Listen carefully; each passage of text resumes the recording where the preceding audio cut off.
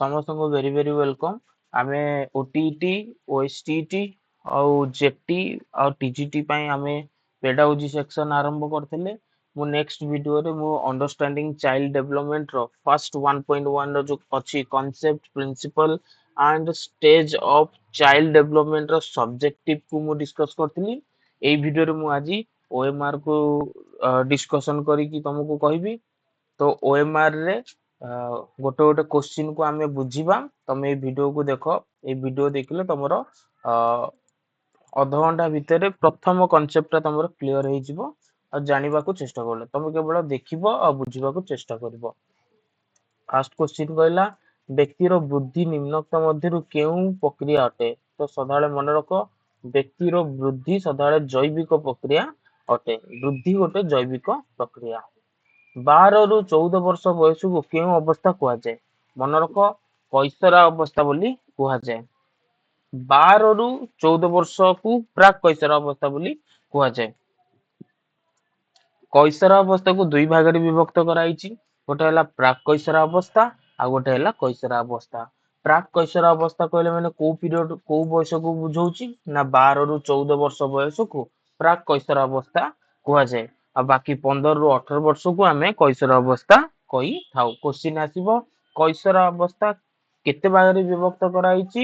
Types of adolescence तो तुम कहबो दी भाग रे विभक्त कराइछि। गोटे हला प्राक कैशोर अवस्था आ गोटे हला कैशोर अवस्था। 3 नंबर क्वेश्चन कहला शिशुर विकास दृष्टिकोण रु केउटी अन्य तीनोटी ठारू भिन्न। तो शिशुर डेवलपमेंट विकास दृष्टिकोण रु कोउटा अन्य तीनोटी ठारू भिन्न अटे। देखो पिलाने तमरो चिंता शक्ति गोटे शिशुर डेवलपमेंट को बुझाए, स्मरण शक्ति तमरो शिशुर डेवलपमेंट को बुझाए आ सृजन शक्ति तमरो शिशुर डेवलपमेंट को बुझाए। किंतु सहन शक्ति तमरो शिशुर डेवलपमेंट को बुझाए नहीं। यह एक वृद्धि रे तमरो जीव नाही किबा विकास रे भी जीव नाही। निम्नलिखित उक्ति मानक मध्य केउटी ठीक अटे? तो पिलाने देखिबो एई चारोटी वाक्य मध्य कोउटा ठीक अटे। प्रथम कहला उच्चता ओजन रो वृद्धि विकास को बुझाए। देखो उच्चता और ओजन वृद्धि और विकास को बुझाए न थाए। वृद्धि और विकास उपरे निर्भर करे। वृद्धि केवल विकास उपरे निर्भर करे नहीं। विकास हो किबा न हो वृद्धि तार ठीक टाइम अनुसार वृद्धि होई जाए, किंतु विकास वृद्धि उपरे निर्भर करे। वृद्धि परिमाणात्मक मात्र विकास गुणात्मक। पिला माने एटा संपूर्ण रूपे ठीक अटे। विकास परिपक्वन को बंद हुए ना, विकास केवल परिपक्वन मैच्योरिटी आसिले भी बंद हुए नहीं, से मृत्यु पर्यंत चली था। Development continues to death. वृद्धि एटा पिला माने टिक इंपोर्टेंट अटे। एटा वृद्धि परिमाणात्मक को बुझाए, विकास गुणात्मक को बुझाई थाए। नेक्स्ट आसला निम्नलिखित मध्यरु केउटी शिशुर शारीरिक अभिवृद्धि को सूचाउची? कोउटा गोटे शारीरिक अभिवृद्धि को सूचाउची? मन रखियो परिमाणात्मक। सकारात्मक हबनी, गुणात्मक हबनी, नकारात्मक हबनी। शारीरिक अभिवृद्धि कहला माने वृद्धि। आमे एठी पढिले वृद्धि गोटे कोन अटे? परिमाणात्मक अटे। तो वृद्धि गोटे कोन? शारीरिक अभिवृद्धि बा वृद्धि परिमाणात्मक को बुझाए। गुणात्मक का को बुझाए? विकास को बुझाए। नकारात्मक पॉजिटिव नेगेटिव एथिने किछि नाही। निम्नलिखित मध्यरु केउटी बा निम्नलिखित मध्यरु केउ तथ्यटी ठीक नुहे? ए भितर को तथ्यटा ठीक नुहे? अभिवृद्धि एक जैविक प्रक्रिया, ठीक। तमरो ग्रोथ गोटे जैविक प्रक्रिया अटे। विकास एक परिमाणात्मक। देखो एठी आमे दीटा क्वेश्चन करिकि जानिथिले। देखो गोटे क्वेश्चन जानिदेला माने गोटे कांसेप्ट को बुझिगला माने दी तीनटा क्वेश्चन तम ठीक से कर दबो। से प्रथमे आमे जानिथिले जे वृद्धि गोटे परिमाणात्मक, विकास गोटे गुणात्मक। एठी क्वेश्चन पचला ए भितर कोटा ठीक नुहे। देखो अभिवृद्धि एक जैविक प्रक्रिया ठीक अछि, किंतु विकास एक गुणात्मक प्रक्रिया हेबा कथा। एठी लिखा अछि परिमाणात्मक प्रक्रिया। तो एटा कोन हबो? भूल है कि आंसर टे ठीक हबो। शिक्षा एक लक्ष्यभूमिक प्रक्रिया ठीक अछि। शिक्षण एक आचरणगत परिवर्तन प्रक्रिया। Education is behaviour change. Next question गला 3 रु 6 वर्ष पर्यंत अवस्था को कोन कहजे? 3 रु 6 वर्ष पर्यंत अवस्था को हमें आद्य बाल्य अवस्था बोली कहि थाउ। तमरो क्वेश्चन आसीबो बाल्य अवस्था को केते भाग रे विभक्त कराइछि? तम कहबो बाल्य अवस्था को दुई भाग रे विभक्त कराइछि। गोटे है आद्य बाल्य अवस्था आ गोटे है प्रांत बाल्य अवस्था। पिला माने एइटु मु आउटिक डिस्कशन कर दोची। शैशव अवस्था कहला माने जन्मरू 2 बा 3 वर्ष पर्यंत को बुझाए। आद्य बाल्य अवस्था 3 ରୁ 6 ବର୍ଷ। तापर आसो प्रांत बाल्य अवस्था 6 ରୁ 12 ବର୍ଷ। तापर पिला माने प्राक कैशोर अवस्था को प्राक कैशोर अवस्था 12 ରୁ 14 किंबा 15 ବର୍ଷ। तापर 15 ରୁ तमरो 18 पर्यंत 15 ରୁ 18 ବର୍ଷ को ଆମର କୈଶୋର ଅବସ୍ଥା କୁହାଯାଏ। କୈଶୋର ଅବସ୍ଥାକୁ ଦି ଭାଗରେ ବିଭକ୍ତ କରାଯାଇଛି, ଗୋଟେ ପ୍ରାକ୍ କୈଶୋର ଅବସ୍ଥା ଆଉ ଗୋଟେ ହେଲା କୈଶୋର ଅବସ୍ଥା। ଓକେ, ତାପରେ ଆସିଲା 8 ନମ୍ବର क्वेश्चन। ହର୍ଲଙ୍କ ମତରେ ଆଦ୍ୟ ବାଲ୍ୟ ଅବସ୍ଥା ବୟସ ସୀମା କେତେ? ହର୍ଲଙ୍କ ମତରେ ଆଦ୍ୟ ବାଲ୍ୟ ଅବସ୍ଥାର ବୟସ ସୀମା ହେଉଛି 3 ରୁ 6 ବର୍ଷ। କେଉଁ ଉକ୍ତି ବିକାଶର ନିୟମକୁ ବୁଝାଉଛି? ବିକାଶ ସର୍ବଦା ସମାନ ଭାବରେ ଘଟିଥାଏ ନା ବିକାଶ ସମାଜ କେନ୍ଦ୍ରିକ ଅଟେ? ବିକାଶ ଏକ ଧାରାବାହିକ ପ୍ରକ୍ରିୟା ନା ବିକାଶ ଏକ ପରିମାଣାତ୍ମକ ପ୍ରକ୍ରିୟା? ତ ଆନ୍ସର ହବ ବିକାଶ ଏକ ଧାରାବାହିକ ପ୍ରକ୍ରିୟା। ବିକାଶ ନିୟମକୁ ବୁଝାଏ, ବିକାଶ ଏକ ଧାରାବାହିକ ପ୍ରକ୍ରିୟା। ନିମ୍ନଲିଖିତ ଗୁଡିକ ମଧ୍ୟରୁ କେଉଁଟି ଭୁଲ? ଏଇ ଭିତରୁ କୋଉଟା ଭୁଲ ଅଟେ? ତ ବିକାଶ ବ୍ୟକ୍ତି କୈନ୍ଦ୍ରିକ ଅଟେ, ଠିକ। ପରିପକ୍ୱନରେ ବିକାଶର ଅନ୍ତ ଘଟେ ନାହିଁ, ଠିକ। ବିକାଶ ଏକ ଜୀବନବ୍ୟାପୀ ପ୍ରକ୍ରିୟା, ଠିକ।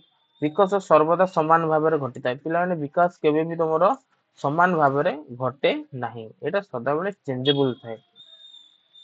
ହର୍ଲଙ୍କ ମତରେ ପ୍ରାକ୍ କୈଶୋର ଅବସ୍ଥାରେ ଶାରୀରିକ ପରିବର୍ତ୍ତନ ହାର କିପରି ହୋଇଥାଏ? କ୍ଷିପ୍ର ନୁହେଁ କି ଧୀର ନୁହେଁ, ଏଟା ପିଲାମାନେ ମନେ ରଖିବ।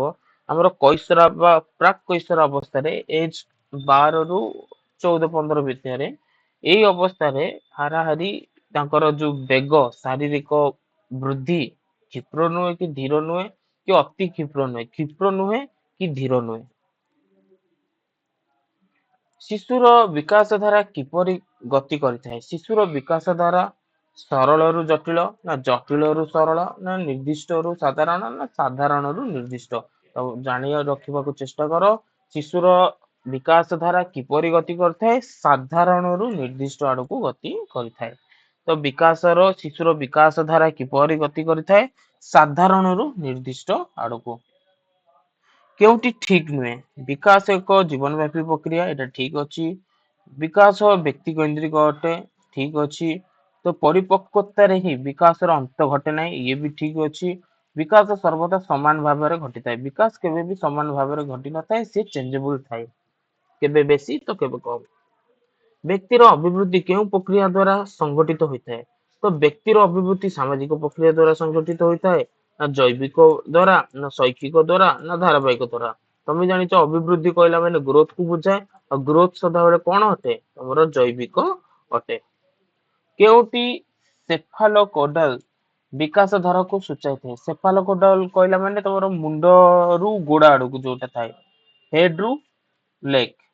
କେନ୍ଦ୍ରରୁ ମୁଣ୍ଡ ଆଡକୁ ଏଟା ପିଲାମାନେ ହବନି, କେନ୍ଦ୍ରରୁ ଚତୁଃପାର୍ଶ୍ୱ ଆଡକୁ ନାହିଁ, ଉପରୋକ୍ତ ସମସ୍ତ ନାହିଁ, ମୁଣ୍ଡରୁ ଗୋଡ ଆଡକୁ। ସେଫାଲୋକୋଡାଲ କହିଲା ମାନେ ମୁଣ୍ଡରୁ ଗୋଡ ଆଡକୁ ବିକାଶ ହେବାକୁ ସେଫାଲୋକୋଡାଲ କୁହାଯାଏ। କେଉଁ ବିଧିଟି ବୃଦ୍ଧି ଓ ବିକାଶର ସମ୍ପର୍କିତ ନୁହେଁ? ନିରନ୍ତର ବିଧି, ସହଚର୍ଯ୍ୟ ବିଧି, ଏକୀକରଣ ବିଧି, ପ୍ରଭେଦୀକରଣ ବିଧି। ତ କେଉଁ ବିଧିଟି ବୃଦ୍ଧି ଓ ବିକାଶର ସମ୍ପର୍କିତ ନୁହେଁ? ସହଚର୍ଯ୍ୟ ବିଧିଟି ବିକାଶ ଓ ବୃଦ୍ଧିର ସମ୍ପର୍କିତ ନୁହେଁ। ନେକ୍ସଟ କହିଲା ବିକାଶ ସମ୍ବନ୍ଧରେ ନିମ୍ନୋକ୍ତ କେଉଁ ଉକ୍ତିଟି ଠିକ ନୁହେଁ? ବିକାଶ ଜୀବନର ଆଦ୍ୟ ବୟସର ମାତ୍ରା ଅତ୍ୟନ୍ତ କ୍ଷିପ୍ର। ତ ବିକାଶ ସମ୍ବନ୍ଧରେ କେଉଁଟି ଠିକ ନୁହେଁ? ନେଗେଟିଭ ଆମକୁ ବାହାର କରିବାର ଅଛି। ବିକାଶ ଜୀବନର ଆଦ୍ୟ ବୟସର ମାତ୍ରା ଅତ୍ୟନ୍ତ କ୍ଷିପ୍ର। ବିକାଶ ଶରୀରରେ ବିଭିନ୍ନ ଭାଗରେ ଭିନ୍ନ ଭିନ୍ନ ରୂପରେ ଦେଖାଯାଇଥାଏ। ବିକାଶ କେବଳ ବଂଶାନୁଗୁଣ ଓ ନିରୂପିତ ହୋଇଥାଏ। ଦେଖ ବିକାଶ କେବେ ହେରିଡିଟି କୁ ସେ ବୁଝାଏନି। ଗ୍ରୋଥ ତମର ହେରିଡିଟି କୁ ବୁଝେଇବ ନା ବଂଶାନୁଗୁଣକୁ ବୁଝେଇବ, କିନ୍ତୁ ବିକାଶ ନାହିଁ। ବିକାଶ ଏକ ନିର୍ଦ୍ଦିଷ୍ଟ ଧାରାରେ ଗତି କରିଥାଏ, ଠିକ ବିକାଶ ଏକ ନିର୍ଦ୍ଦିଷ୍ଟ ଧାରାରେ ଗତି କରିଥାଏ। ତ ଆନ୍ସର ତମର ଭୁଲ ହବ କୋଉଟା? ସେ ଆମକୁ ଭୁଲ ପଚାରିଛି। ତ ବିକାଶ କେବଳ ବଂଶାନୁଗୁଣ ଦ୍ଵାରା ନିରୂପିତ ହୋଇଥାଏ। ବିକାଶ କେବେ ବି ବଂଶାନୁଗୁଣ ଦ୍ଵାରା ନିରୂପିତ ହୋଇନଥାଏ, ସିଏ ଗ୍ରୋଥ ହୋଇଥାଏ, ହେରିଡିଟି ଦ୍ଵାରା ନିରୂପିତ। ହର୍ଲଙ୍କ ମତରେ ମାନବ ଜୀବନର କେଉଁ ବୟସ ସୀମା ଅନ୍ତତଃ ସମୟକୁ period of stress and strain କୁହାଯାଏ। ପିରିୟଡ ଅଫ ଷ୍ଟ୍ରେସ୍ ତ ପିଲାମାନଙ୍କ କୈଶୋର ଅବସ୍ଥା ବା 12 ରୁ 18 ବର୍ଷକୁ ଷ୍ଟ୍ରେସ୍ ର ସମୟ ବୋଲି କୁହାଯାଏ। ତ ଏଇଟା ହରଲକ୍ କହିଥିଲେ period of stress and strain ବୋଲି କୁହାଯାଏ। ଗୁଣାତ୍ମକ ପରିବର୍ତ୍ତନ ହେଉଛି ବିକାଶ। ଏହି ମତ କିଏ ଦେଇଥିଲେ? ତମର ଗୁଣାତ୍ମକ ସଦାବେଳେ ତମେ ଏଇଟା ମନେ ରଖିବ ବିକାଶ ଗୋଟେ ଗୁଣାତ୍ମକ ଅଭିବୃଦ୍ଧି ବା ବୃଦ୍ଧି ହଉଛି ଗୋଟେ ପରିମାଣାତ୍ମକ। ତ ଗୁଣାତ୍ମକ ପରିବର୍ତ୍ତନ ହେଉଛି ବିକାଶ। ଏହି ମତ କିଏ ଦେଇଥିଲେ? ହରଲକ୍, ଭାନ୍ ଡେନ୍ ଡେଲ୍ ନା ଫ୍ରାଙ୍କ ନା ଗେସଲେ? ତ ଭାନ୍ ଡେନ୍ ଡେଲ୍। ତମର ଏଇଟା ମନେ ରଖିବ ଡେଫିନେସନ ଟା କି ଭାନ୍ ଡେଲ୍ ଡେଲ୍ ଗୁଣାତ୍ମକ ପରିବର୍ତ୍ତନ ହେଉଛି ବିକାଶ ବୋଲି କହିଥିଲେ। ତାପରେ ପେଡାଗୋଜି କାହାକୁ କୁହାଯାଏ? ଶିକ୍ଷାଦାନ ସମ୍ବନ୍ଧୀୟ ବିଜ୍ଞାନକୁ ଆମେ ପେଡାଗୋଜି କହିବା, ନାଇଁ କି ଶିକ୍ଷଣ ସମ୍ବନ୍ଧୀୟ ବିଜ୍ଞାନ, ଏଟା ପେଡାଗୋଜି ନୁହେଁ। ଶିକ୍ଷା ଯୋଜନା ସମ୍ପର୍କୀୟ ବିଜ୍ଞାନ, ଏଟା ବି ପେଡାଗୋଜିକୁ ବୁଝାଏ ନାହିଁ। ଶୈକ୍ଷିକ ପରୀକ୍ଷଣ ବିଜ୍ଞାନ, ଏଟା ବି ତମର ପେଡାଗୋଜିକୁ ବୁଝାଏନି। ଆକ୍ଚୁଆଲି ପେଡାଗୋଜି ବୁଝାଏ କାହାକୁ? ନା ଶିକ୍ଷାଦାନ ସମ୍ବନ୍ଧୀୟ ବିଜ୍ଞାନକୁ ତମର ପେଡାଗୋଜି ବୋଲି କୁହାଯାଏ। ଶିକ୍ଷାଦାନ ସମ୍ବନ୍ଧୀୟ ବିଜ୍ଞାନକୁ ଆମେ ପେଡାଗୋଜି ବୋଲି କହିଥାଉ। ନିମ୍ନସ୍ଥ ଉକ୍ତିମାନଙ୍କ ମଧ୍ୟରୁ କେଉଁଟି ଠିକ୍ ଅଟେ? ଏ ଭିତରୁ କୋଉଟା ପଜିଟିଭ ଆମେ ଜାଣିବା। ଉଚ୍ଚତା ଓଜନର ଅଭିବୃଦ୍ଧିକୁ ବିକାଶକୁ ବୁଝାଏ? ନା, ଏଟା ହବନି। ସେଟା ଗ୍ରୋଥ କୁ ବି ବୁଝାଇବ। ବୃଦ୍ଧି ଓ ବିକାଶ ଉପରେ ନିର୍ଭର କରେ? ନା। ବୃଦ୍ଧି ପରିମାଣାତ୍ମକ ମାତ୍ର ବିକାଶ ଗୁଣାତ୍ମକ। ଏଟା ପିଲାମାନେ ରିପିଟେଡ ହେଇକି ପଚାରିଲା, ଠିକ ଉତ୍ତର। ବିକାଶ ପରିପକ୍ୱନରେ ବନ୍ଦ ହେଇଥାଏ, ନା ଏଟା ବି ଭୁଲ ଅଛି। ତ ଠିକ ଉତ୍ତର କଣ? ବୃଦ୍ଧି ଗୋଟେ ପରିମାଣାତ୍ମକ, ବିକାଶ ଏକ ଗୁଣାତ୍ମକ ପ୍ରକ୍ରିୟା। ମାତୃଗର୍ଭରେ ଗର୍ଭ ସଞ୍ଚାରର ପ୍ରାୟ କେତେ ଦିନ ପରେ ପୂର୍ଣ୍ଣାଙ୍ଗ ଶିଶୁଟିଏ ଜନ୍ମ ହୋଇଥାଏ? ତ ଏଇଟା ମନେ ରଖିବେ 280 ଦିନ ମଧ୍ୟରେ ଏକ ପୂର୍ଣ୍ଣାଙ୍ଗ ଶିଶୁଟିଏ ଜନ୍ମ ହୋଇଥାଏ ମାତୃଗର୍ଭରେ। ଶିଶୁ ଶରୀରର ପରିମାଣାତ୍ମକ ଉନ୍ନତିକୁ କଣ କୁହାଯାଏ? ଶିଶୁ ଶରୀରର ପରିମାଣାତ୍ମକ ଉନ୍ନତିକୁ ଆମେ କଣ କହିବା? ଗ୍ରୋଥ ବୋଲି କହିବା। ଏଠି ମୁଁ ଆଉ ଗୋଟେ କ୍ୱେଶ୍ଚିନ୍ ପଚାରୁଛି, କହିଲା ଶିଶୁ ଶରୀରର ପରିମାଣାତ୍ମକ ଉନ୍ନତିକୁ ଆମେ ଗ୍ରୋଥ ବୋଲି କହିବା, ଯାହାକୁ ଅଭିବୃଦ୍ଧି ବା ବୃଦ୍ଧି କୁହାଯାଏ। ସେମିତି କ୍ୱେଶ୍ଚିନ୍ ପଚାରିବ ଶିଶୁ ଶରୀରରେ ଗୁଣାତ୍ମକ ଉନ୍ନତିକୁ କଣ କହିବା? ତମେ କହିବ ତାକୁ କଣ କହିବା? ତାକୁ ବିକାଶ ବୋଲି କହିବା। ଶାରୀରିକ ବିକାଶ ବା ମାନସିକ ବିକାଶ ବି ହବ। ତାପରେ ଆସିଲା 5 ବର୍ଷ ବୟସ ବେଳକୁ ଶିଶୁ ପ୍ରାୟ କେତେ ଶବ୍ଦ ଶିଖିଥାଏ? 5 ବର୍ଷ ବୟସ ବେଳକୁ 22 ଶବ୍ଦ ଶିଶୁଟିଏ ଶିଖିଥାଏ। ତ 5 ବର୍ଷ ବୟସ ବେଳକୁ ଶିଶୁ ପ୍ରାୟ କେତୋଟି ଶବ୍ଦ ଶିଖିଥାଏ? ତମେ କହିବ 22 ଶବ୍ଦ ଶିଖିଥାଏ। ତାପରେ କହିଲା ଜନ୍ମରୁ 2 ବର୍ଷ ପର୍ଯ୍ୟନ୍ତ ଅବସ୍ଥାକୁ କଣ କୁହାଯାଏ? ତମେ ଜାଣିଛ ଇନଫେନ୍ସି, ଯାହାକୁ ଆମେ ଶୈଶବ ଅବସ୍ଥା କହିଥାଉ। ଜନ୍ମରୁ 2 ବର୍ଷ ପର୍ଯ୍ୟନ୍ତ ଅବସ୍ଥାକୁ କଣ କୁହାଯାଏ? ତମେ କହିବ ଶୈଶବ ଅବସ୍ଥା ବୋଲି କୁହାଯାଏ। ପ୍ରାୟ କେତେ ବର୍ଷ ବୟସ ହେଲେ ଶିଶୁ ଅସ୍ପଷ୍ଟ ଖଣ୍ଡିତ ଭାବରେ କେତେକ କଥା କହିପାରେ? ତ ବୁଝିବାକୁ ଚେଷ୍ଟା କର, ପ୍ରାୟ କେତେ ବର୍ଷ ବୟସ ହେଲେ ଶିଶୁ ଅସ୍ପଷ୍ଟ ଖଣ୍ଡିତ ଭାବରେ କେତେକ କଥା କହିପାରେ? ତ ମନେ ରଖ 3 ବର୍ଷ ବେଳକୁ ସେ ଅସ୍ପଷ୍ଟ ଭାବରେ କଥା କହିବା ଷ୍ଟାର୍ଟ କରିଦିଏ। ପ୍ରଥମ 1 ବର୍ଷ 2 ବର୍ଷ ସେ କଣ ଅବଜର୍ଭ କରେ, ଶୁଣେ କିଏ କଣ କହୁଛନ୍ତି, ତାପରେ ତାର କହିବା ଷ୍ଟାର୍ଟ କରେ। ମାନେ ଅଖଣ୍ଡିତ ବା ଖଣ୍ଡିତ ଅସ୍ପଷ୍ଟ ଭାବରେ ସେ ତାର କଥା ଗୁଡିକ କହିବା ଷ୍ଟାର୍ଟ କରେ। କେଉଁ ଅବସ୍ଥାରେ ଶିଶୁ ବିଭିନ୍ନ ଉପାୟରେ ବସ୍ତୁର ବର୍ଗୀକରଣ କରିପାରେ? ତ ପରବର୍ତ୍ତୀ ଅବସ୍ଥାରେ। ତମେ ଜାଣିଛ ଆମର ବାଲ୍ୟ ଅବସ୍ଥା ଚାଇଲ୍ଡହୁଡ କୁ 2 ଭାଗରେ ବିଭକ୍ତ କରାଯାଇଛି। ଗୋଟେ ଆଦ୍ୟ ବାଲ୍ୟ ଅବସ୍ଥା ଯାହାଟା 2 ରୁ 6 ବର୍ଷ, ଆଉ ଗୋଟେ ହେଲା କଣ, ଏଇଟା ହେଲା 2 ରୁ 6 ବର୍ଷ, ଇଏ ହେଲା 6 ରୁ 12 ବର୍ଷ। କଣ ପରବର୍ତ୍ତୀ ବାଲ୍ୟାବସ୍ଥା, ଲେଟ୍ ଚାଇଲ୍ଡହୁଡ। କେଉଁ ଅବସ୍ଥାରେ ଶିଶୁ ବିଭିନ୍ନ ଉପାୟରେ ବସ୍ତୁର ବର୍ଗୀକରଣ କରିପାରିବ? ସିଏ ହଉଛି 6 ରୁ 12 ବର୍ଷର ବୟସର ପିଲାମାନେ ଆମେ ସବୁ ବସ୍ତୁର ବର୍ଗୀକରଣ କରିପାରିବ, ଯାହାକୁ ଆମେ ପରବର୍ତ୍ତୀ ବାଲ୍ୟ ଅବସ୍ଥା ବୋଲି କହିଥାଉ। ତାପରେ ଆସିଲା ପ୍ରାନ୍ତଃ ବାଲ୍ୟ ଅବସ୍ଥା କେଉଁ ସମୟକୁ କୁହାଯାଏ? ତ ପ୍ରାନ୍ତଃ ବାଲ୍ୟ ଅବସ୍ଥା ତମର କେଉଁ ସମୟକୁ କୁହାଯାଏ? 6 ରୁ 10 ବା 12 ବର୍ଷର ବୟସକୁ ଆମେ ଲେଟର ଚାଇଲ୍ଡହୁଡ ବା ପ୍ରାନ୍ତଃ ବାଲ୍ୟ ଅବସ୍ଥା ବୋଲି କହିଥାଉ। ପିଲାମାନେ ପ୍ରାନ୍ତଃ ବାଲ୍ୟ ଅବସ୍ଥା କୁହାଯାଏ କେବେ କେବେ ପରବର୍ତ୍ତୀ ବାଲ୍ୟ ଅବସ୍ଥା ମଧ୍ୟ କୁହାଯାଏ। ଦିଟା ଯାକ ସେମ ରହିବ। କେଉଁ ବୈଦିକ ବିକାଶ ଏକ ଉତ୍ପାଦନ? କେଉଁଟି ବୈଦିକ ବିକାଶର ଏକ ଉତ୍ପାଦନ? ସହନଶୀଳ ତମର ବୈଦିକ ବିକାଶରେ ଯାଉନି। ଭାବର ପ୍ରକାଶ ଶକ୍ତି ନୁହେଁ କି ସମ୍ବେଦନଶୀଳ ଶକ୍ତି ନୁହେଁ। ତମର ଚିନ୍ତନ ଶକ୍ତି ସଦାବେଳେ କଣ ହବ? ବୈଦିକ ବିକାଶର ଏକ ଉତ୍ପାଦନ ହେବ। ତାପରେ କହିଲା ଶାରୀରିକ ପରିବର୍ତ୍ତନକୁ କଣ କୁହାଯାଏ? ଏଟା ଗ୍ରୋଥ, ବୃଦ୍ଧି ବା ଅଭିବୃଦ୍ଧି। ତମର ଫିଜିକାଲ ଚେଞ୍ଜ କୁ ସଦାବେଳେ କଣ କୁହାଯାଏ? ତମର ଗ୍ରୋଥ ବା ଅଭିବୃଦ୍ଧି କୁହାଯାଏ। ମାନସିକ ଚେଞ୍ଜ କୁ କୁହାଯାଏ ବିକାଶ। 6 ରୁ 12 ବା 6 ରୁ 10 ବା 12 ବର୍ଷ ବୟସକୁ କେଉଁ ଅବସ୍ଥା କୁହାଯାଏ? ଏଟା ପିଲାମାନେ ପ୍ରାନ୍ତଃ ଅବସ୍ଥା କୁହାଯାଏ। Letter childhood. ନିମ୍ନୋକ୍ତ ମଧ୍ୟରୁ କେଉଁଟି ଜୈବିକ ପରିବର୍ତ୍ତନ ନୁହେଁ? ସାନରୁ ବଡ ହେବା ଗୋଟେ ଜୈବିକ ପରିବର୍ତ୍ତନ, ଗୋଟେ ଫିଜିକାଲ ଚେଞ୍ଜ। ବର୍ଜ୍ୟବସ୍ତୁ ତ୍ୟାଗ କରିବା, ଖାଦ୍ୟ ଗ୍ରହଣ କରିବା। କିନ୍ତୁ ସମବୟସ୍କ ମାନଙ୍କ ସହ ମିଳାମିଶା କଲେ ତମର ଗ୍ରୋଥ ର ତ କୌଣସି ଏତେ କାମ ଆସେନି ନା, ତ ଏଇଟା ହିଁ ତମର ଠିକ ହେବ। ତାପରେ ଆସିଲା 33 ନମ୍ବର କ୍ୱେଶ୍ଚିନ୍। 10 ରୁ 12 ବର୍ଷରୁ 13 ରୁ 14 ବର୍ଷ ବୟସ ପର୍ଯ୍ୟନ୍ତ ସମୟକୁ କେଉଁ ଅବସ୍ଥା କୁହାଯାଏ? ପ୍ରାକ୍ କୈଶୋର ଅବସ୍ଥା। 10 ରୁ 12 ବା 13 14 ବୟସ ପର୍ଯ୍ୟନ୍ତ ସମୟକୁ କେଉଁ ଅବସ୍ଥା କୁହାଯାଏ? ପ୍ରାକ୍ କୈଶୋର ଅବସ୍ଥା କୁହାଯାଏ। ପିଲାଟିର ଶରୀରର ଓଜନ ବଢିବା କେଉଁ ପ୍ରକାର ବିକାଶକୁ ସୂଚାଇଥାଏ? ଏଇଟା ଶାରୀରିକ ବିକାଶ କୁ ସୂଚାଇଥାଏ। ତମର ପିଲାଟିର ଶରୀରର ଓଜନ ବଢିଯିବା କେଉଁ ଅବସ୍ଥାକୁ ବୁଝାଇଥାଏ? ନା ଶାରୀରିକ ଅବସ୍ଥାକୁ ବୁଝେଇଥାଏ। ଫିଜିକାଲ ଡେଭଲପମେଣ୍ଟ ବୋଲି କୁହାଯାଏ ଇଂଲିଶ ରେ। ନିମ୍ନଲିଖିତ ମଧ୍ୟରୁ ଶରୀରର ଅଙ୍ଗ ପ୍ରତ୍ୟଙ୍ଗ କାର୍ଯ୍ୟ କରିବାର କ୍ଷମତାରେ ଉନ୍ନତି ଘଟିବା କଣ ସୂଚାଇଥାଏ? ତ ତମର କାର୍ଯ୍ୟ କରିବାର ଉନ୍ନତି ଘଟିଲେ ତମର ସେଟାକୁ ବିକାଶ ବୋଲି କୁହାଯାଏ। ନିମ୍ନଲିଖିତ ମଧ୍ୟରୁ କେଉଁଟି ପରିମାଣାତ୍ମକ ପରିବର୍ତ୍ତନକୁ ବୁଝାଏ? ତମର ପରିମାଣାତ୍ମକ ସଦାବେଳେ କାହାକୁ ବୁଝାଏ? ତମର ଗ୍ରୋଥ କୁ ବୁଝାଏ। ବିକାଶ କହିଲେ ଆମେ କଣ ବୁଝୁ? ଗୁଣାତ୍ମକ ପରିବର୍ତ୍ତନକୁ ଆମେ କଣ କହୁ? ବିକାଶ ବୋଲି କହିଥାଉ। ତ ଆନ୍ସର ହବ କଣ? ଗୁଣାତ୍ମକ ପରିବର୍ତ୍ତନ। ନିମ୍ନଲିଖିତ ମଧ୍ୟରୁ କେଉଁଟି ବୃଦ୍ଧିର ଏକ ଉଦାହରଣ ଅଟେ? ଶରୀରର ଉଚ୍ଚତା ବଢିବା ପିଲାମାନେ ଗୋଟେ ବୃଦ୍ଧିକୁ ବୁଝାଏ।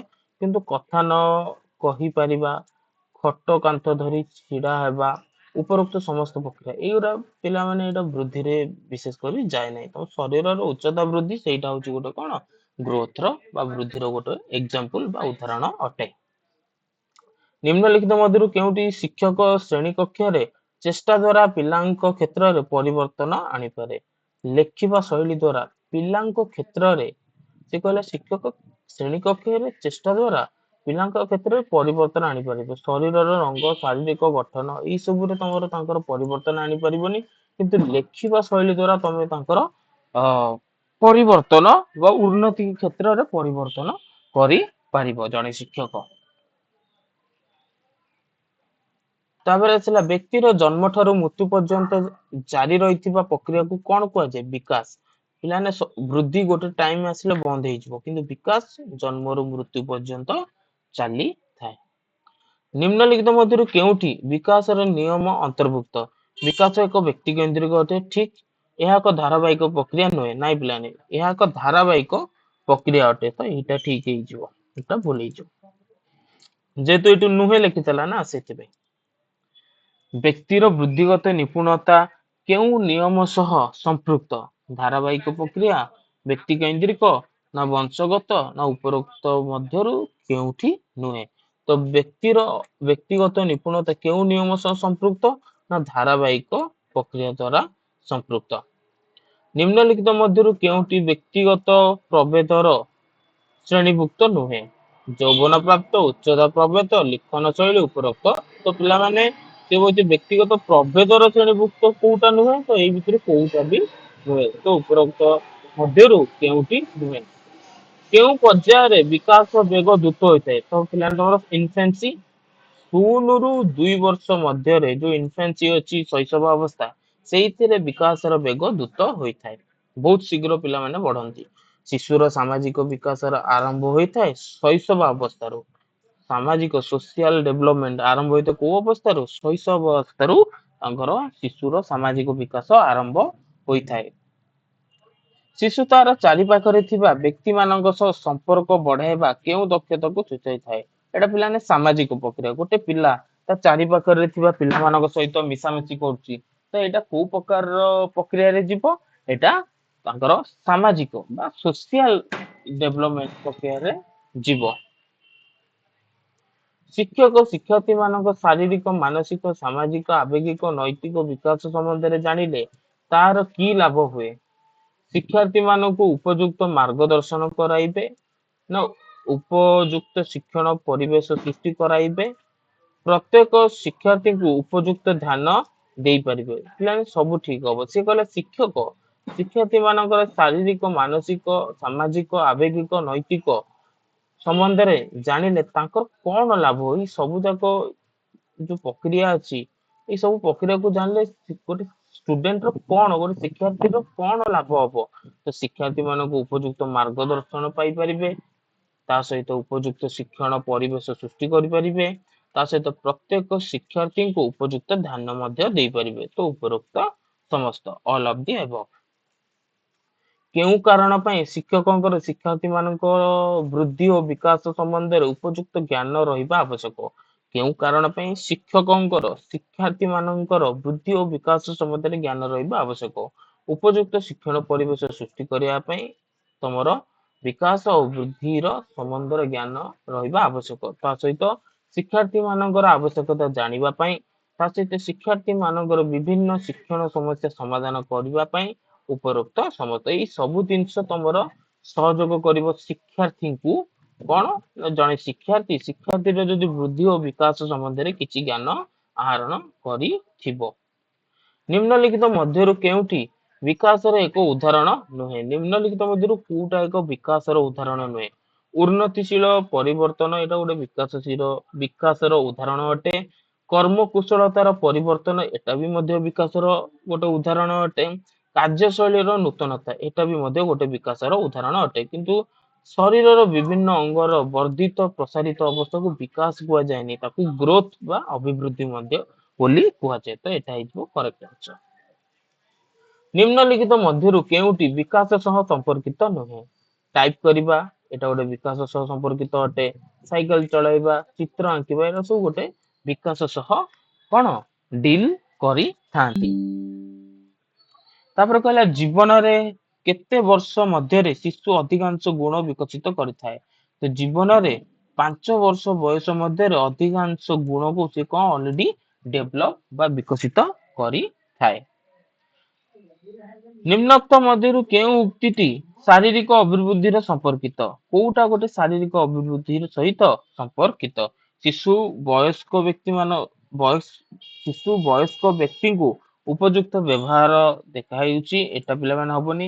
ପିନ୍ଧୁଥିବା ପ୍ୟାଣ୍ଟ ସାର୍ଟ ଶିଶୁକୁ ଛୋଟ ହେଉଛି, ଏଇଟା ପିଲାମାନେ ଶାରୀରିକକୁ ବୁଝେଇବ। ମୁଁ ବୁଝେଇଦେବି। ଶିଶୁ କାର୍ଯ୍ୟଟିକୁ ଠିକ ଭାବରେ ସମ୍ପାଦନ କରୁଛି, ଏଟା ବିକାଶକୁ ବୁଝେଇଲା। ଧାରଣା ଗୁଡିକୁ ଠିକ ଭାବେ ବୁଝାଉଛି, ଏଇଟା ଗୋଟେ ବିକାଶକୁ ବୁଝେଇଲା। ତ ପିଲାମାନେ ଗୋଟେ ପିଲାର ଶରୀରର ଆକାର ଶାରୀରିକ ବୃଦ୍ଧି ଯଦି ହେଇଯିବ, ତାର ସାର୍ଟ ଆଉ ପ୍ୟାଣ୍ଟ ଛୋଟ ହେଇଯିବ, ତ ଏଟା ହବ ତାର ଠିକ। ନିମ୍ନୋକ୍ତ କେଉଁ ଶିଶୁର ବିକାଶକୁ ବୁଝାଏ? ନିମ୍ନୋକ୍ତ କେଉଁଟି ଶିଶୁର ବିକାଶକୁ ବୁଝାଏ? ଶିଶୁଟିର ଓଜନ 3 ରୁ 4 କିଲୋଗ୍ରାମ ହେଉଛି, ଏଇଟା ତାଙ୍କର ବିକାଶ ହବନି, ଏଇଟା ଗ୍ରୋଥ ହବ। ଶିଶୁର ଉଚ୍ଚତା 2 ଫୁଟ ରୁ 3 ଫୁଟ ବଢୁଛି, ଏଟା ବି ଗ୍ରୋଥ ହବ। କିନ୍ତୁ ଶିଶୁଟି ଗୃହ ପରିବେଶ ସଫା ର ଆବଶ୍ୟକତା ବୁଝାଉଛି, ଏଇଟା ପିଲାମାନେ ବିକାଶ ବା ଡେଭଲପମେଣ୍ଟ ର ଗୋଟେ ଉଦାହରଣ ହେଇପାରିବ। କିନ୍ତୁ ପିଲାଟିର ହାତ ପୂର୍ବ ତୁଳନାରେ ଅଧିକ ଲମ୍ବା ହେଇଯିବ, ଏଇଟା ସବୁ ଗ୍ରୋଥ କୁ ବୁଝେଇବ। ଆନ୍ସର ହବ ତମର କଣ? ଶିଶୁଟି ଗୃହ ପରିବେଶ ସଫାର ଆବଶ୍ୟକତାକୁ ବୁଝାଉଛି। ସେ ତାଙ୍କର ବ୍ରେନ ଖର୍ଚ୍ଚ କରିକି ସେଇ ବିଷୟରେ ସବୁ ବୁଝାଉଛି, ତ ଏଇଟା ବିକାଶ ହେବ। ତାପରେ ଆସିଲା 6 ରୁ 12 ବର୍ଷ ବୟସକୁ ନିମ୍ନୋକ୍ତ କେଉଁ ଅବସ୍ଥା କୁହାଯାଏ? 6 ରୁ 12 ବର୍ଷ ବୟସକୁ ତମର ଶେଷ ବାଲ୍ୟ ଅବସ୍ଥା ବୋଲି କୁହାଯାଏ। ପିଆଜେଙ୍କ ମତ ଅନୁସାରେ ମୂର୍ତ୍ତ ସ୍ତରରେ କେଉଁ ଶିକ୍ଷାର୍ଥୀ ମାନଙ୍କର ବୈଦିକ ବିକାଶ ହୋଇଥାଏ? ମୃତ ସ୍ତରରେ କେଉଁ ନା ପ୍ରାଥମିକ ଶିକ୍ଷାର୍ଥୀ ମାନଙ୍କର ବୈଦିକ ବିକାଶ ହୋଇଥାଏ। ପିଆଜେଙ୍କର 4ଟି ନିୟମ ଥିଲା, ମୁଁ ସେଇଟା ଆଗକୁ ମୁଁ ପଢେଇବି। ମୃତ ସ୍ତରରେ କେଉଁ ଶିକ୍ଷାର୍ଥୀ ମାନଙ୍କର ବୈଦିକ ବିକାଶ ହୋଇଥାଏ? ନା ପ୍ରାଥମିକ ଶିକ୍ଷାର୍ଥୀ ମାନଙ୍କର ବୈଦିକ ବିକାଶ ହୋଇଥାଏ। ଜଣେ ଶିକ୍ଷକ ପ୍ରଥମ ଶ୍ରେଣୀରେ ପଢାଇବା ସମୟରେ ଦୃଷ୍ଟି ଲିଖନ ଉପରେ ଅଧିକ ଗୁରୁତ୍ୱ ଦିଅନ୍ତି। ଦୃଷ୍ଟି ଲିଖନ ଦେଖିବା ଉପରେ ତ ଲେଖିବା ଉପରେ ଜଣେ ଶିକ୍ଷକ ପ୍ରଥମ ଶ୍ରେଣୀରେ ପଢାଇବା ସମୟରେ ଦୃଷ୍ଟି ଲିଖନ ଉପରେ ଅଧିକ ଗୁରୁତ୍ୱ ଦିଅନ୍ତି। ସେ କେଉଁ ପ୍ରକାରର ବିକାଶକୁ ଲକ୍ଷ୍ୟ କରି ଏହା କରିଥାନ୍ତି? ଏଟା ସ୍ନାୟବିକ ଓ ପେଶୀୟ। ତମର ଇମୋସନାଲ ବୈଦିକ ମାନସିକ ଏଥିରେ ଆସିବନି। ଜଣେ ଗୋଟେ ପିଲା ଲେଖୁଛି ତାର କଣ ଡେଭଲପ ହୋଇଥାଏ? ସ୍ନାୟବିକ ଆଉ ପେଶୀୟ ଗୁଡିକ କଣ ହାତର ପେଶୀୟ ଗୁଡିକ ବିକାଶ ହୋଇଥାଏ ବା ଡେଭଲପ ହୋଇଥାଏ। ବିକାଶ ସମ୍ବନ୍ଧୀୟ କେଉଁ ଉକ୍ତିଟି ଠିକ? ପୁଅ ମାନଙ୍କ କ୍ଷେତ୍ରରେ 20 ରୁ 22 ବର୍ଷ ପରେ ଆଉ ବିକାଶ ଘଟେ ନାହିଁ। ଏଟା ପିଲାମାନେ ଠିକ ନୁହେଁ। ପରିପକ୍ୱନରେ ବିକାଶର ଅନ୍ତ ଘଟେ। ଏଟା ବିଲକୁଲ ଠିକ ନୁହେଁ। 40 ବର୍ଷ ପରେ ବିକାଶ ହ୍ରାସ ହୋଇଯାଏ ନାହିଁ। ବିକାଶ ତ ତମର ପୁରା ଡେଥ ପର୍ଯ୍ୟନ୍ତ ଚାଲେ, ମୃତ୍ୟୁ ପର୍ଯ୍ୟନ୍ତ ବିକାଶ ଘଟିଥାଏ। ପିଲାମାନେ ଏଇଟା ହଉଛି ଠିକ। ବିକାଶର କେଉଁ ଅବସ୍ଥାରେ ଶିଶୁ ନିଜ କାର୍ଯ୍ୟ ପ୍ରତି ଅନ୍ୟମାନଙ୍କ ଦୃଷ୍ଟି ଆକର୍ଷଣ କରିବାକୁ ଚେଷ୍ଟା କରିଥାଏ? ପିଲାମାନେ ଆଦ୍ୟ ବାଲ୍ୟ ଅବସ୍ଥାରୁ ହିଁ, ଯୋଉଟା ଆମର ଏଜ 2ରୁ ଷ୍ଟାର୍ଟ ହେଇକି 6 ବର୍ଷ, 2ରୁ ହିଁ ସେ କଣ କରେ ଅନ୍ୟ ଜଣଙ୍କୁ ଆକୃଷ୍ଟ କରିବା ପାଇଁ ଆକର୍ଷଣ କରିବା ପାଇଁ ଚେଷ୍ଟା କରିଥାଏ। ତ ଆନ୍ସର ହବ ଆଦ୍ୟ ବାଲ୍ୟ ଅବସ୍ଥାରୁ। ବୃଦ୍ଧି ଓ ବିକାଶର କେଉଁ ଅବସ୍ଥାକୁ ଚାପ ଓ ତାଡ଼ନା ଅବସ୍ଥା ପିରିୟଡ ଅଫ ଷ୍ଟ୍ରେସ୍ ବୋଲି କହିଥିଲେ? କୈଶୋର ଅବସ୍ଥାକୁ, ଏଇଟା ଆମେ ଏଇଠି ପଢିଥିଲେ, ତମ ହରଲକ କହିଥିଲେ। ହରଲକ କହିଥିଲେ period of stress and strain କେଉଁ ଅବସ୍ଥାକୁ ବୁଝାଯାଏ? ଅଧିକ ଟେନସନ ଷ୍ଟ୍ରେସ ରେ କୋଉ ପିରିୟଡ ର ପିଲାମାନଙ୍କୁ ଦେଖିବାକୁ ମିଳେ? ସେଟା ହଉଛି କୈଶୋର ଅବସ୍ଥା, ଯାହାର ଏଜ ହଉଛି 12 ରୁ 18 ବର୍ଷ ପର୍ଯ୍ୟନ୍ତ।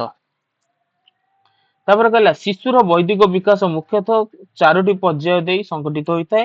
ଏହା ଉପରେ କିଏ ପରୀକ୍ଷା କରିଥିଲେ? ତ ପିଲାମାନେ ଗୋଟେ ଶିଶୁର ଡେଭଲପମେଣ୍ଟ ବୈଦିକ ବିକାଶ ଉପରେ ପ୍ରଥମତଃ ବୈଦିକ ବିକାଶ ଯୋଉଠି ଲେଖା ହେଇଥିବ ଜାଣିବ ସେ ଜିନ୍ ପିଆଜେଙ୍କ କଥା କହୁଛି। ତ ଜିନ୍ ପିଆଜେ କାହା ଉପରେ ମାନେ ରିସର୍ଚ୍ଚ କରିଥିଲେ? ବିରାଡି ଉପରେ ରିସର୍ଚ୍ଚ କରିଥିଲେ। ତା ବିଷୟରେ ମୁଁ ଗୋଟେ ସ୍ୱତନ୍ତ୍ର ଭିଡିଓ ନେଇକି ଆସିବି କେବଳ ପିଆଜେ ବିଷୟକ ନେଇକି। ତାପରେ ସ୍କିନର, କୋହଲବର୍ଗ, ଏରିକସନ ସମସ୍ତଙ୍କ ବିଷୟରେ ମୁଁ ଧୀରେ ଧୀରେ କହିବି। ତ ସେ ପ୍ରଥମେ କୋଶ୍ଚିନ୍ ପଚାରିଛି ବୈଦିକ ବିକାଶ ମାନେ ଆନ୍ସର ତମେ ଜାଣିଦବ ଯେ ଇଏ ପିଆଜେଙ୍କ ବିଷୟରେ କହୁଛି। ପିଆଜେ 4ଟି ତମର ପର୍ଯ୍ୟାୟ ଦେଇଥିଲେ। ଗୋଟେ ହଉଛି ସମ୍ବେଦୀକାରକ, ବିମୂର୍ତ୍ତ ଚିନ୍ତନ, ଶଙ୍କରାଚାର୍ଯ୍ୟ ଧର୍ମୀ, ଏଇ ସବୁ 4ଟି କେତୋଟି ଦେଇଥିଲେ, ଯୋଉଟା କି ତମର ମୁଁ ଆଗକୁ ଡିସାଇଡ କରିବି। ତାପରେ ଆସିଲା ନିମ୍ନୋକ୍ତ ଉକ୍ତି ମାନଙ୍କ ମଧ୍ୟରୁ କେଉଁଟି ବିକାଶ ପାଇଁ ପ୍ରଯୁଜ୍ୟ ନୁହେଁ? କୋଉଟା ତମର ବିକାଶ ପାଇଁ ପ୍ରଯୁଜ୍ୟ ନୁହେଁ? ତ ଓକେ, ତ ପିଲାମାନେ ମୁଁ ଆଜି ଏତିକି ଡିସାଇଡ କରୁଛି 60ଟି କୋଶ୍ଚିନ୍, ଆଉ ବାକି କୋଶ୍ଚିନ୍ ଗୁଡାକ ମୁଁ ପିଡିଏଫ ରେ ତମକୁ ଛାଡି ଦେବି।